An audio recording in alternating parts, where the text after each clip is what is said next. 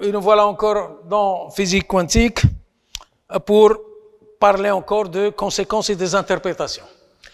Alors, après avoir parlé donc de la valeur moyenne et de l'écart quadratique moyen, maintenant nous allons parler de la compatibilité des observables. Compatibilité, le mot compatible, en français, hein, ça, en français ou par rapport au français, c'est متوافقين. متوافقين. متوالمين. بالعربية ديالنا احنا متوالمين. Alors j'explique ce mot parce que je sais qu'il est difficile en français, je l'ai expliqué en arabe. En physique, qu'est-ce que ça veut dire tout simplement? S'ils sont compatibles, ça veut dire que je peux les mesurer en même temps. Je peux les mesurer en même temps, simultanément, et de manière parfaite. Alors, soit deux observables, soit, premièrement, donc, soit A et B, deux observables, soit A et B, tels que deux observables qui commutent. Alors, si c'est deux observables qui commutent, nous avons dit que lorsque les deux, c'est-à-dire que vous avez AB égale BA, la conséquence mathématique, c'est qu'il implique qu'il existe des vecteurs propres communs à A et à B, tels que vous avez A de AN BP égale à AN de AN BP et B de AN BP est égal à BP de AN fois BP. On est d'accord? Alors, c'est le même vecteur propre pour les deux observables. Bien entendu, les valeurs propres sont différentes. Hein? Ce qu'ils ont en commun, ce sont les vecteurs propres. Donc, alors, dans un état propre de A et B, donc ANBP, alors, si le système, pour un état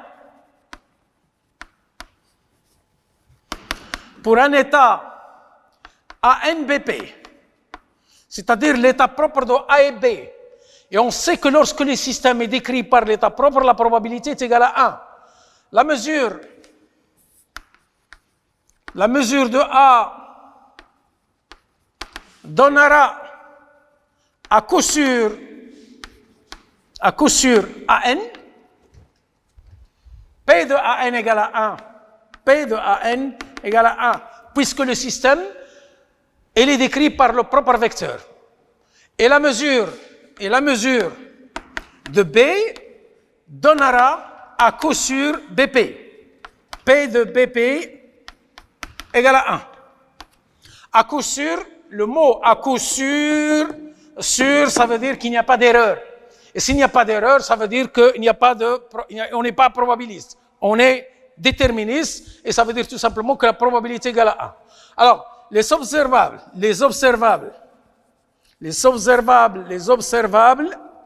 qui peuvent être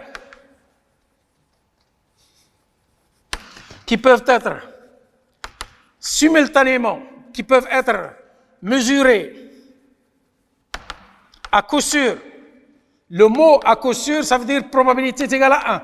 À coup sûr, simultanément, parfaitement, hein, mesuré à coup sûr, parfaitement, hein, le mot parfait, parfaitement, sans erreur, parfaitement et simultanément,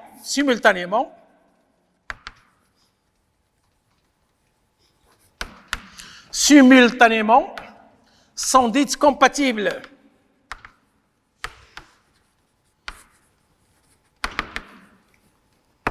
L'erreur est arbitraire.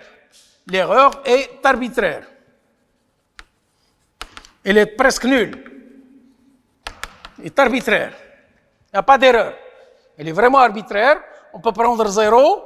Alors, elles peuvent être mesurées à coup sûr, c'est-à-dire parfaitement et simultanément, les deux en même temps. Alors, au contraire, par contre, si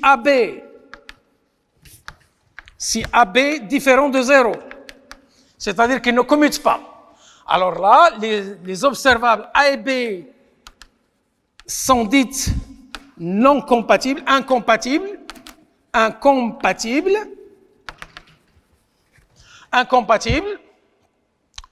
et l'on montre ça ne sert à rien de faire la démonstration, vous l'avez dans le polycope, et l'on montre que vous avez les écarts ou largeur sont reliés par la relation,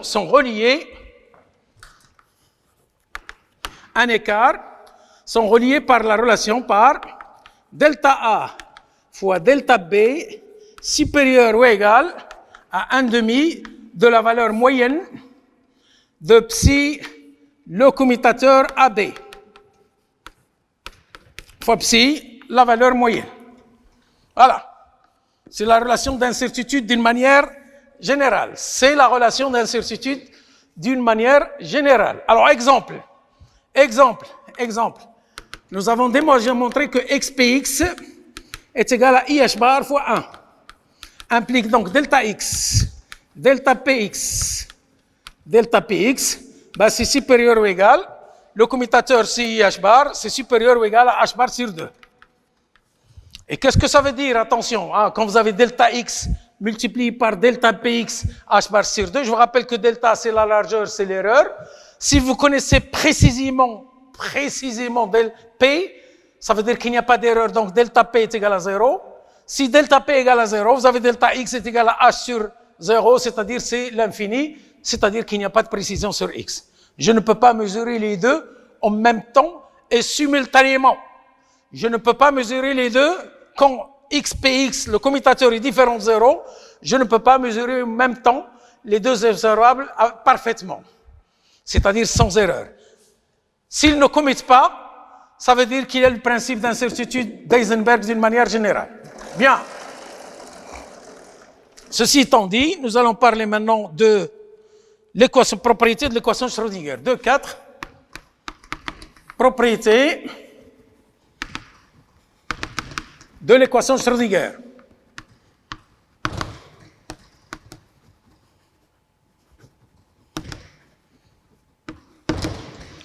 Propriété de l'équation Schrödinger. Premièrement, c'est le déterminisme. Déterminisme dans le temps. Premièrement, déterminisme dans l'évolution.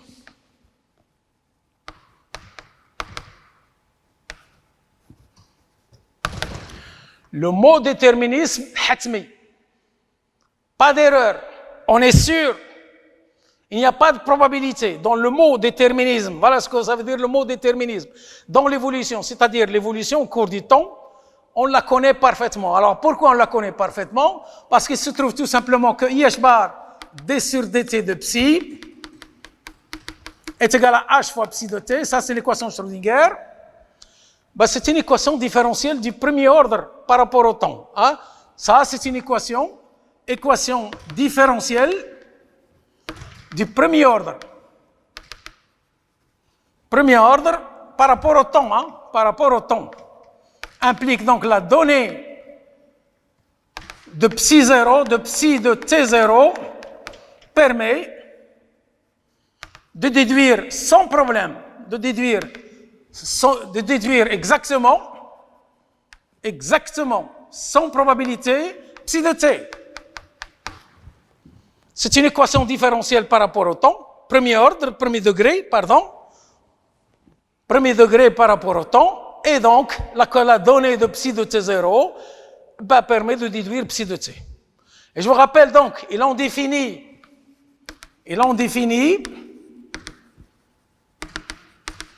l'opérateur évolution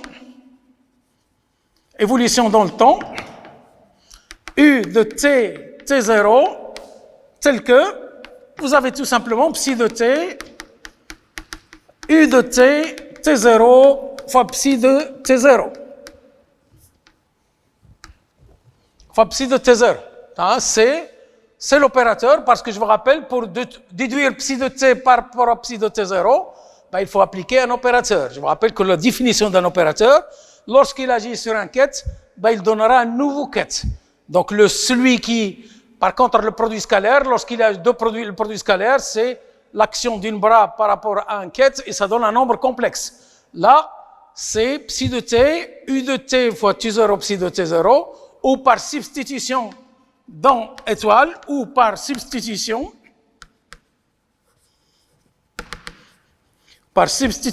dans étoile, dans l'équation Schrödinger, parce que psi de t obéit à l'équation Schrödinger. On en trouve tout simplement, vous avez IH bar d sur dt de U est égal à H de U. Alors, si implique donc si H est indépendant du temps, indépendant explicitement du temps, implique tout simplement que vous avez U de t, t0, c'est exponentielle moins I sur H bar, U, H de t moins t0. Voilà à quoi est égal. Lorsque H est indépendant du temps. Si H dépend du temps, il aura une autre expression. Bien. Deuxièmement, c'est conservation de la norme.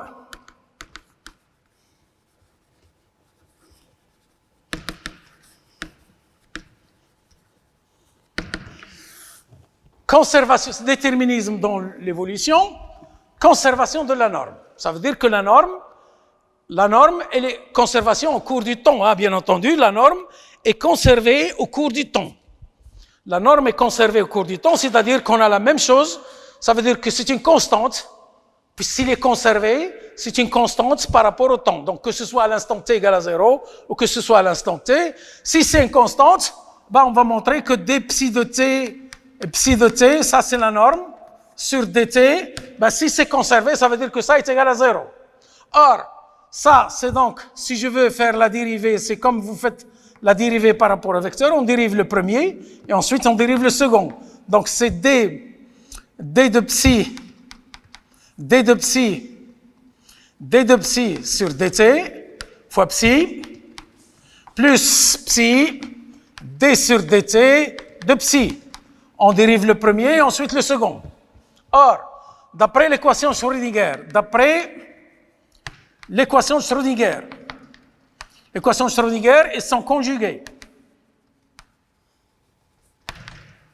Qu'est-ce que nous avons d'après l'équation Schrödinger?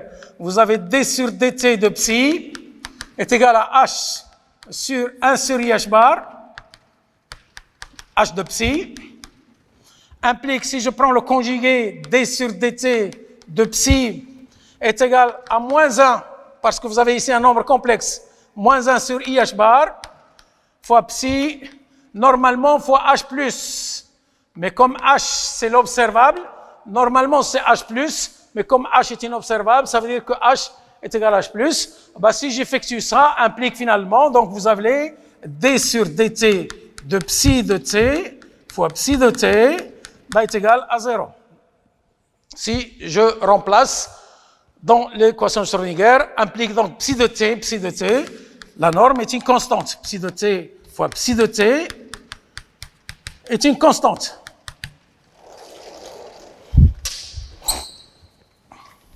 Et ça veut dire tout simplement, je vous rappelle que la norme, c'est la probabilité totale. Si la particule existe à l'instant t est égal à 0, même au bout de 10 heures, la particule elle est toujours là, et donc la probabilité, c'est toujours la même chose. La probabilité globale est conservée. Voilà qu'est-ce que ça veut dire. Vous l'avez dans l'exercice de Polyco.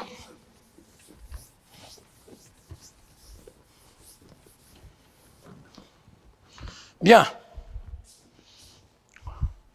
Alors, la dernière partie, donc la conservation dans le temps, l'évolution de la valeur moyenne. Petit c, évolution de la valeur moyenne. Évolution de la valeur moyenne. Petit c, donc ici, troisièmement, si vous voulez, évolution de la valeur moyenne.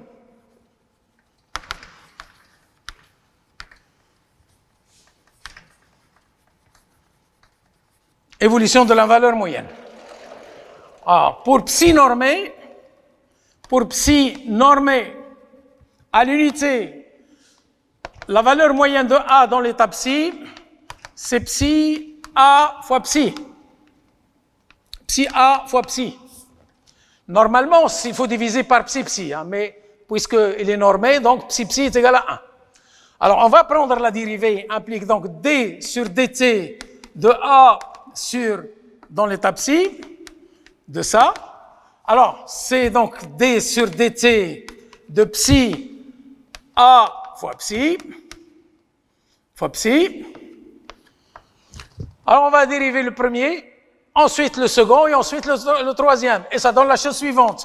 Donc, c'est d sur dt de psi fois a fois psi, plus psi dA sur dt fois psi, plus psi a d sur dt de psi. Ah, c'est comme la dérivation, vous avez f fois g fois s, c'est f' fois gs plus fg' fois h plus fg fois h'. Ah, c'est la même chose, c'est juste la dérivée des fonctions. La même chose, là, c'est le conjugué, on va le déduire, et là, c'est la même chose. Alors, on obtient la chose suivante. Tout calcul fait, c'est 1 sur IH bar, la valeur moyenne de psi fois AH fois psi, plus la valeur moyenne de dA sur dt fois psi égale à 0. Voilà donc la valeur moyenne. Ça, il faut connaître ces expressions. Pas la démonstration. La démonstration, il faut s'amuser. Il faut s'entraîner pour faire les calculs. Ça va de soi. Mais pour le reste, il faut absolument connaître quelles sont la valeur moyenne, quelles sont l'évolution de la valeur moyenne. Et c'est ce qu'on appelle le théorème d'Ehrenfest. Ça, c'est le théorème d'Ehrenfest. Théorème de Monsieur d'Ehrenfest. Théorème d'Ehrenfest. EH, il y a un H. J'ai oublié un H ici. Théorème d'Ehrenfest. Alors, bon, c'est un théorème, mais c'est une petite démonstration de rien du tout. Bien. Alors maintenant, nous allons faire, pour terminer cette partie, nous allons faire une application. C'est la chose suivante, c'est tout simplement, on va prendre H, application aux observables,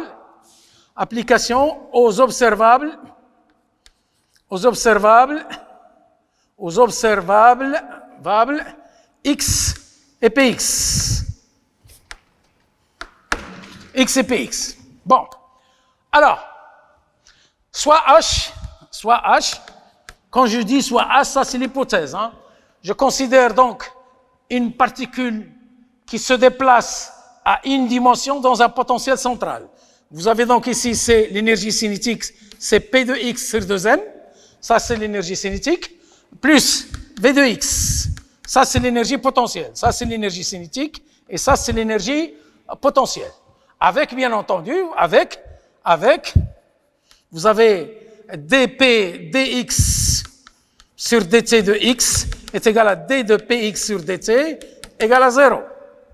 Puisqu'ils ne dépendent pas du temps, explicitement, la position et l'impulsion. Alors, soit h, donc maintenant, si j'applique le théorème d'Ehrenfest, vous allez avoir d sur dt de x est égal à 1 sur IH bar. Qu'est-ce qui va rester? La valeur moyenne de XH. La valeur moyenne de XH. Et vous avez d sur dt de P de X est égal à 1 sur IH bar, la valeur moyenne de P de X fois H. Si j'applique directement la formule, ça est égal à 0, et ça donne donc XH. Or, on veut calculer ça. Alors, sachant que une propriété du commutateur, vous avez A f de B est égal à AB D de F sur DB. Ça, c'est une propriété du commutateur. Alors, vous allez avoir donc XH. Je ne vais pas faire le calcul XH. C'est X, je vais faire juste pour le premier. Le deuxième, je le donne directement le résultat. X, ça fait Px au carré sur 2M, plus X V de X. Alors, si j'applique X V de X ici, A, B, D, F de B, ben ça donne 0. Ça donne 0 parce que vous allez avoir à quoi X xv de x est égal à xx fois dv sur dx, et ça est égal à 0. X, il commute avec elle-même. X est égal à 0. Alors, maintenant, xp de x au carré, xp x au carré sur 2m. Alors, c'est xpx fois px sur m. P sur m. Je dérive, hein, ça c'est une fonction px sur m. Xpx, c'est IH bar. Px sur m. Et donc, le résultat ici, donc ici, ça sera quoi? Ça sera tout simplement px sur m. Px sur m. Px sur m.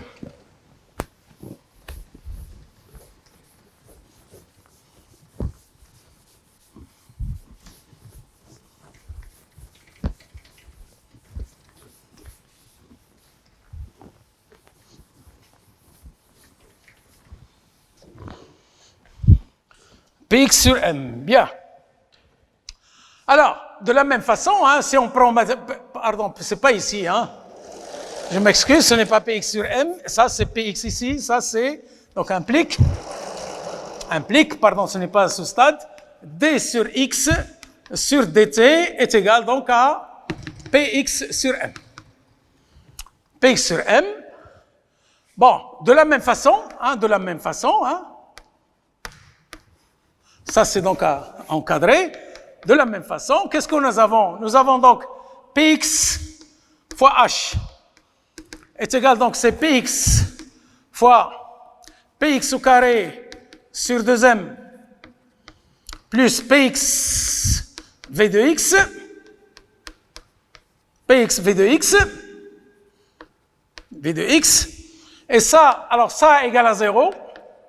Et ça, c'est tout simplement, c'est moins IH bar dv sur dx. dv sur dx, hein, c'est grand X ici, dv sur dx. Ah, si j'applique la formule, AF de B est égal à AB df sur dB, et finalement, on va voir, donc dp de x sur dt est égal à moins dv, moins la valeur moyenne de dv sur dx. Bien. Alors, quelle est la conclusion pour terminer cette partie du cours? Quelle est la conclusion? En physique classique, Px c'est quoi Px? P c'est mv, hein? Vous avez P est égal à mv. mv implique donc P sur V, P sur M, ben c'est tout simplement V. Donc ici, vous allez avoir donc dx sur dt, ben c'est tout simplement la vitesse. Et donc, autrement dit, les valeurs moyennes des observables obéissent aux lois de la physique classique. Il ne faut pas croire qu'on fait de la quantique et le classique, ça n'existe pas. Non, c'est une limite. La physique classique, c'est une limite de la physique quantique. Et quand est-ce que je retrouve la physique classique? C'est lorsque je considère les valeurs moyennes. La dérivée par rapport au temps de la valeur moyenne de x n'est rien d'autre, pardon, ici, n'est rien d'autre que la valeur moyenne de px sur dt. La même chose ici, dp sur dx, normalement, vous avez f égale m gamma. F égale m gamma égale à mdp, c'est dp sur dt. C'est la variation de la quantité de mouvement. dp sur dt. Et f est égal, s'il dérive d'un potentiel, c'est moins gradient de v. S'il dérive d'un potentiel à une dimension, bah ça sera donc, vous allez avoir dpx sur dt, bah est égal à moins dv sur dx. Et on retrouve exactement la même chose ici. En utilisant les valeurs, ça c'est en partant de la physique classique. Donc, les lois de la physique classique, on retrouve les lois de la physique classique, tout simplement, les lois, donc c'est comment les valeurs moyennes des observables, obéissent, alors les valeurs moyennes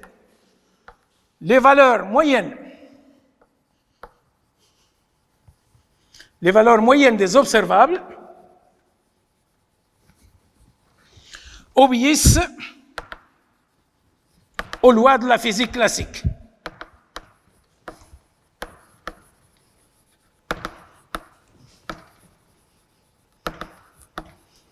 Aux lois de la physique. Il ne faut pas croire qu'on est en train de faire deux physiques. La physique quantique, c'est la physique moderne. C'est la physique, c'est la dernière, c'est la physique quantique, mais elle contient la physique classique en tant que limite. Bien. Alors sur cela, donc on a déjà progressé. Donc on a aujourd'hui, nous avons donc continué sur sur les conséquences des postulats. Et il reste bon ici, donc la fois prochaine ou la semaine prochaine, on va s'attaquer, on va particulariser le H, on va considérer ce qu'on appelle une énergie indépendante du temps, c'est-à-dire un système conservatif, ce qu'on appelle un système conservatif. Mais pour le moment, toutes ces remarques ici, ils sont faites d'une manière générale, quel que soit le système. La norme, il sera toujours conservée. La norme, il sera toujours conservée. Le déterminisme dans le temps, l'évolution de la valeur moyenne d'une manière générale, vous l'avez. Et on a fait une application ici. Sur ce, je vous remercie.